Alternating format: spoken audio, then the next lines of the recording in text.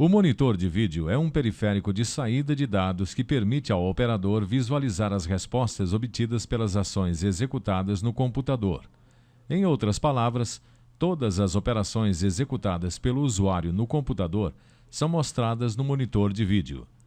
A qualidade das imagens no monitor é determinada pela sua resolução, ou seja, pela quantidade de pixels ou pontos distribuídos ordenadamente ao longo da área da tela. Quanto mais juntos forem estes pontos, melhor a resolução da imagem. A resolução é medida pela quantidade de pixels em 1 polegada. Para que o monitor tenha suas qualidades postas em operação, é imprescindível o uso de uma placa controladora de vídeo que contenha recursos suficientes. Os softwares mais novos, em especial os jogos para computador e programas gráficos, estão exigindo cada vez mais velocidade e capacidade de exibição de cores. Isto implica na necessidade da instalação de placas de vídeo conhecidas como 3D e que possuam memórias próprias, aliviando o trabalho do processador e aumentando a capacidade do sistema como um todo. O padrão para determinarmos a qualidade de um monitor é o dot pitch, que é o espaçamento entre os pontos de resolução em 1 polegada. Isso significa que quanto menor o valor do dot pitch, melhor a qualidade do monitor. Por exemplo, um monitor que tem o dot pitch .25 é melhor que um .29. Para formar as imagens na tela, desde os caracteres até fotos, os monitores de vídeo fazem uso de pequenos pontos distribuídos na tela. Estes pontos são chamados de pixels, e cada pixel, por sua vez, corresponde a um determinado número de bits na memória de vídeo, os quais permitem a formação das cores. Com 4 bits, são geradas 16 cores. Com 8 bits, 256 cores. As placas de vídeo padrão Super VGA coloridas e amplamente utilizadas operam em modos gráficos de 4, 8, 16 e 24 bits por pixel. Obtém-se a quantidade de 65.536 cores com modo 16 bits por pixel, ou a quantidade de mais de 16 milhões de cores no modo de 24 bits por pixel. Há, no entanto, placas de vídeo que trabalham com 32 e até 64 bits por pixel, o que eleva sua capacidade para os bilhões de cores. Essas placas foram desenvolvidas a partir do barramento de dados de 16 bits para PCAT. As placas Super VGA permitem resoluções de 800 por 600 e 1024 por 768 pixels, com memória de 512 ou 1024 kilobytes e 256 cores. A tabela exibida em seu vídeo apresenta a quantidade de memórias necessárias para obter determinada gama de cores em uma resolução específica. Veja que, para uma resolução de apenas 640 por 480 pontos, sempre na horizontal pela vertical, é necessário 1 MB para mostrar tanto 256 como 65.536 cores. Porém, são necessários 2 MB para exibir as 16 milhões de cores. Para exibir a primeira resolução mais comum, que é de 800 por 600 pontos, com 65.000 cores, são necessários 2 MB. Para exibir a segunda resolução mais comum, que é de 1024 por 768 pontos, com 16 milhões de cores, também são necessários 2 MB de memória. Hoje temos placas de até 128 MB de memória, onde a resolução pode ser maior que 1600 por 1280 pontos. Essas placas são chamadas de aceleradoras gráficas, pois possuem um chip interno para o processamento de imagens 3D e são divididas em 2 grandes grupos: as produzidas com chip NVIDIA GeForce e as produzidas com chip ATI Radeon. São mais indicadas para aplicações como jogos modernos e programas de desenho e vídeo, tais como AutoCAD e Adobe After Effects.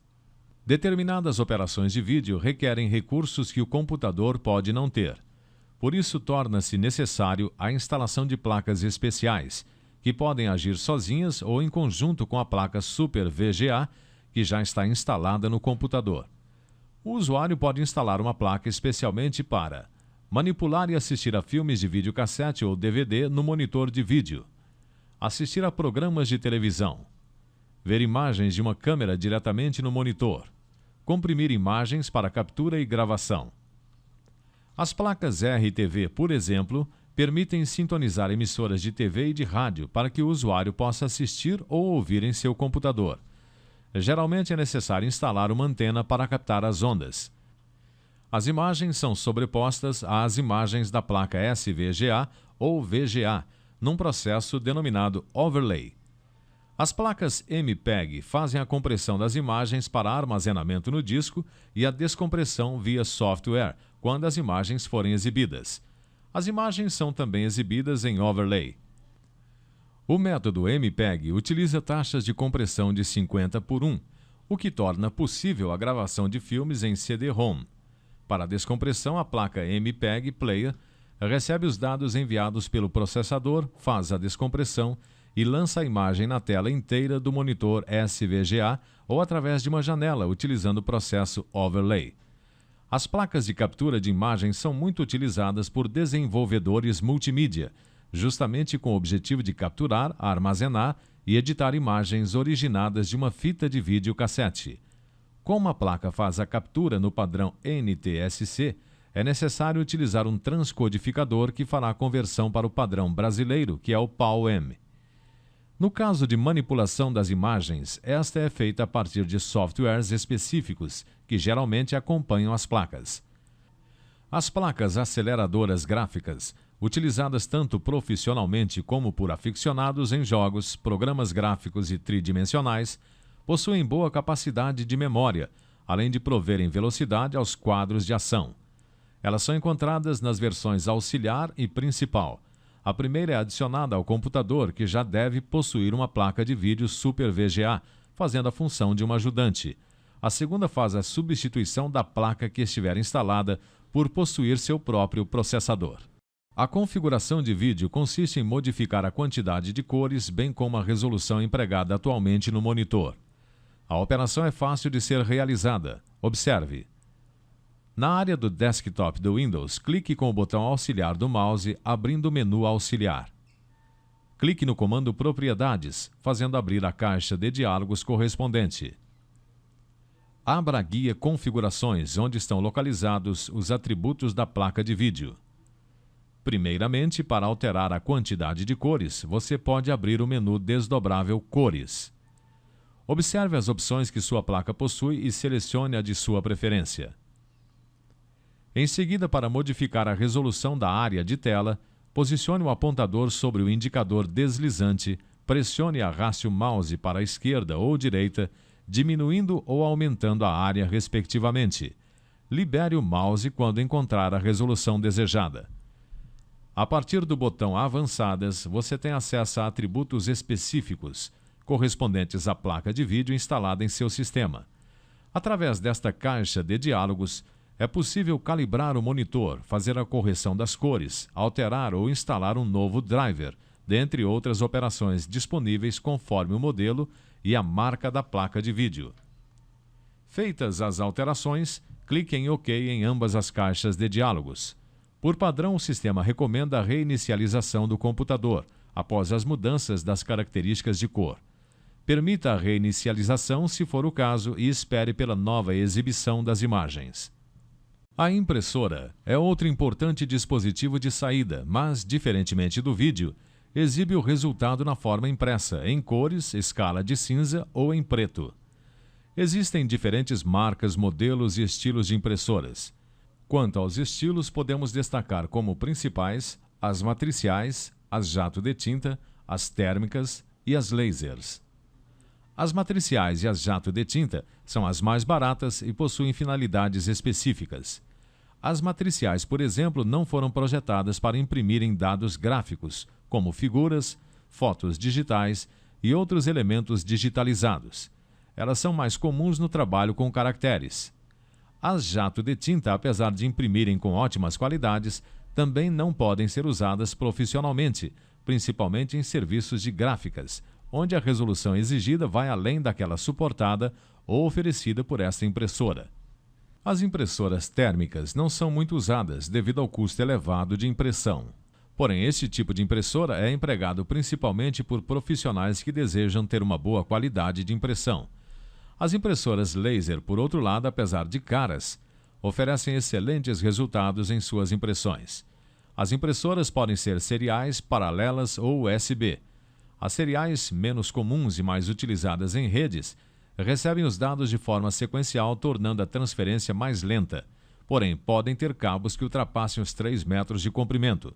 As paralelas e USB são mais comuns entre os usuários e recebem os dados enviados simultaneamente através de um cabo paralelo, onde os fios são dispostos um ao lado do outro, ou através de um cabo USB, que proporciona maior velocidade de transferência de dados. Em geral, quando uma impressora é conectada a primeira vez em um computador com o Windows, o próprio sistema a reconhecerá e tentará instalar seus drivers devido ao recurso Plug and Play. Contudo, não sendo reconhecida, sua instalação é muito fácil de ser feita, assim como sua configuração. Veja os procedimentos necessários para instalar manualmente uma impressora. Primeiro, confira se a impressora está conectada ao computador e ligada à rede elétrica. Em seguida, ligue-a. A partir da área do desktop, clique em Iniciar. Posicione o apontador em Configurações e clique em Impressoras. Na janela que se abre, clique em Adicionar impressora. Tem início o assistente de instalação. Nesta primeira tela, clique no botão Avançar. Se a impressora que deseja instalar estiver conectada no próprio computador, marque a opção Impressora Local. Caso a impressora esteja ligada a outro computador da rede, marque a opção Impressora da rede. Para o exemplo, deixemos a primeira opção selecionada. Avance para a tela seguinte. Em instantes, uma nova tela é mostrada.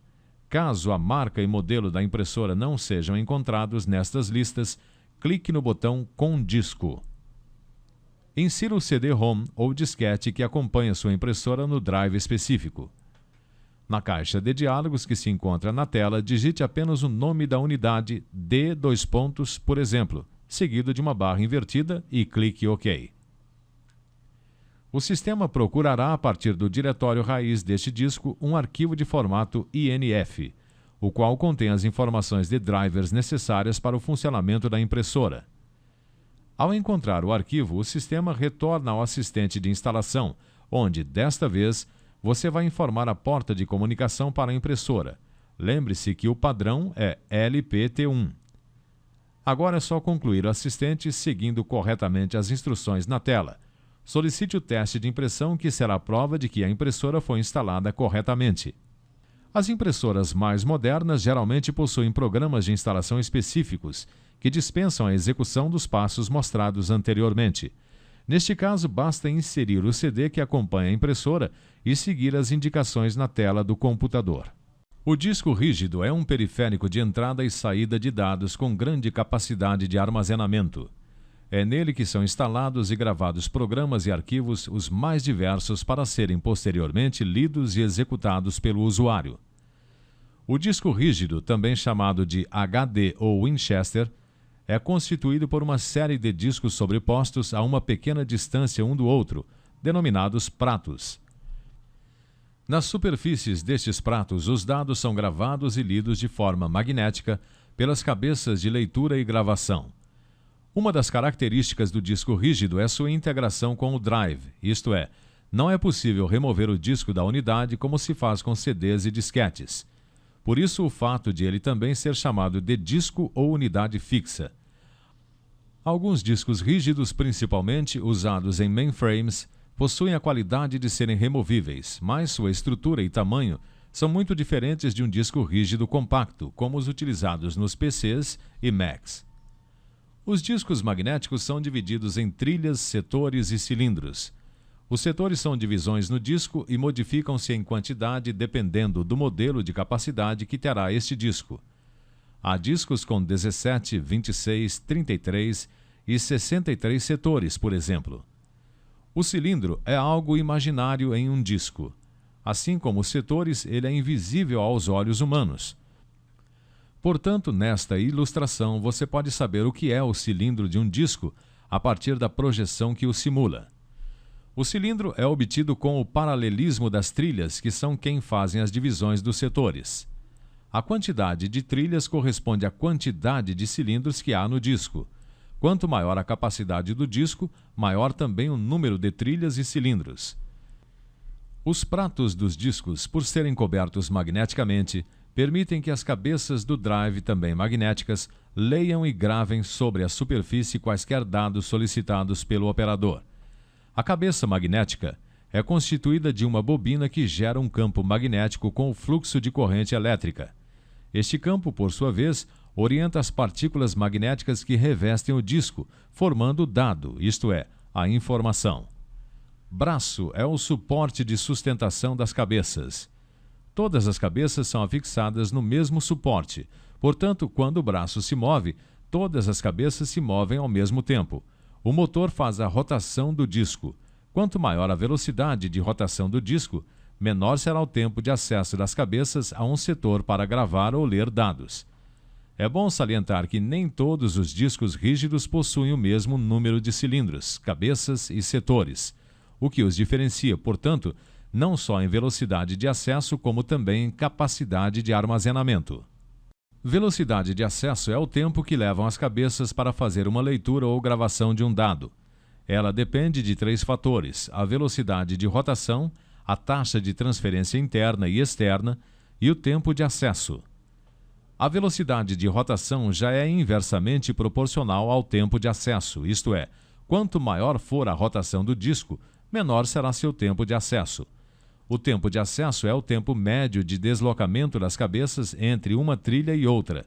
O tempo de acesso corresponde à metade do tempo de deslocamento entre a primeira e a última trilha do disco.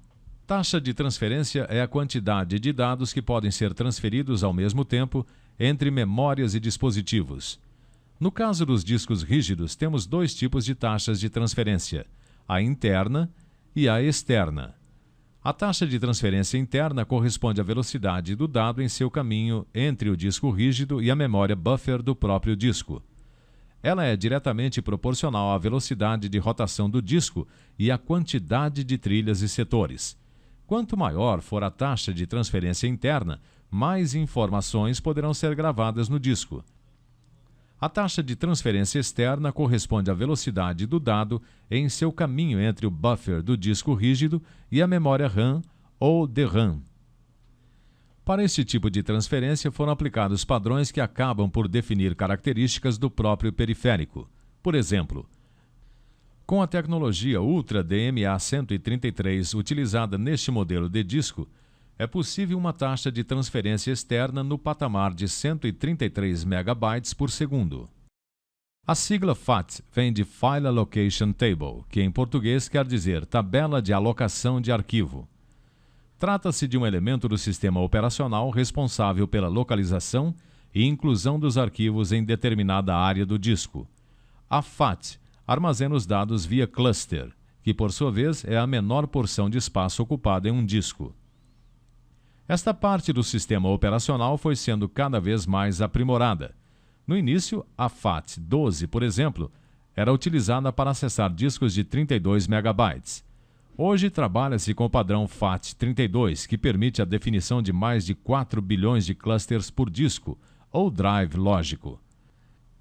A FAT32 permite acessar discos com até 2 TB, o que equivale a 2048 GB.